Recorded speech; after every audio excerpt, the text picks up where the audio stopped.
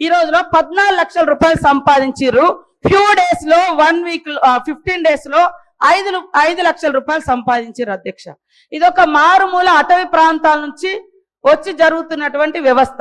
దాన్ని బట్టి మేము వాళ్ళందరికీ ఒక నమ్మకం ఇస్తున్నాం. మీరు ఇట్లా చేసుకోండి, ఈ రకంగా బ్యాంక్ లింకేజ్ ఇస్తాం, దాంట్లో ఇంతవరకు మాఫీ చేస్తున్నాం. ఇది తప్ప అధ్యక్ష? ప్రతిసారి ఎగతాళి మాటలు, బస్సు పెడితే ఎగతాళి, వడ్డీ అంటే వడ్డీ లేని రుణాలంటే ఎగతాళి. మీరేం చేసారు మరి 10 ఏళ్ళు? ఇవాళ మీరు ఇన్ని మాటలు మాట్లాడుతున్నారు.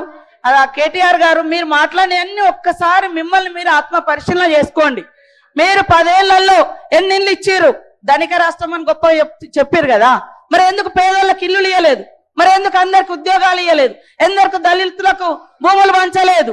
మరి ఎందుకు మీరు అదే 2019 బడ్జెట్ లో 100 కోట్లు నిరుద్యోగ భృతి అని 100 కోట్ల రూపాయలు బడ్జెట్ లో కూడా యాడ్ చేసిరు. మరి ఎందుకు ఇవ్వలేదు? ఎందుకు ఇవ్వలేదు అంటున్నా. చెప్పడానికి బాగానే ఉంది, మరి ఎందుకు చేయలేదు? ఇవాళ మీరు చేయలేదు. మీరు చెప్పండి, ఆడవాళ్ళ అభయహస్తం డబ్బులను కూడా మీరు వాడుకున్నారు, ఎందుకు ఇవ్వలేదు? అప్పుడు వైఎస్ఆర్ గారి హయాంలో వాళ్ళు జమ చేసుకున్నారు, ఇవ్వలేదు. ఇప్పుడు మేము ఒక్కొక్కటి నెరవేర్చుకుంటూ వస్తున్నాం. మీరు ఏమంటారు? గ్యారంటీ ఒక్కటే అమలు చేయలే. అరే రైతు రుణమాఫీ మీరు ఎట్టే టైంలో రైతు రుణమాఫీ అన్నారు, 10 ఏళ్లలో కూడా కంప్లీట్ చేయలేకపోయారు.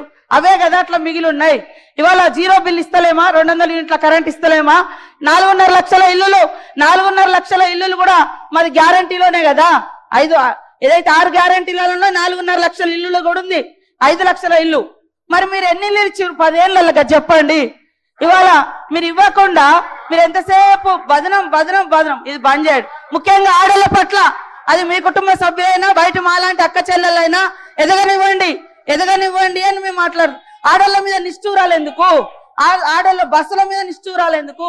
ఆడళ్ళ వడ్డీ లేని రుణాల మీద నిష్ఠూరాలు ఎందుకు? కాబట్టి ఈ రోజు మీరు చేసినటువంటి అప్పుల కుప్ప మూలంగానే ఈ రోజు ఈ ప్రభుత్వం అనుకున్న నిర్ణయాలను ఇంకా కంప్లీట్ చేయలేకపోయినాం. మీరు అంతా ధనిక రాష్ట్రం అన్నప్పుడు మీరు ఇచ్చిన హామీలన్నీ ఎందుకు అమలు చేయలేకపోయారో గదానికి ముందు చెప్పండి.